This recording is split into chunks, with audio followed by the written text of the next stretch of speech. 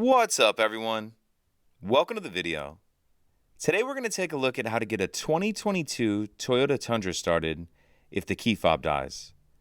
So I've taken the battery out of this key fob to demonstrate. As you can see, none of the buttons are working. If I try to start the vehicle, as I normally would, I'm going to get a message on the dash saying key not detected, check key location.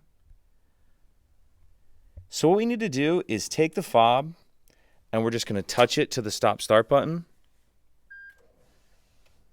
And when you do that, it puts the vehicle in the on position. And now we can start it as normal. So press the brake in.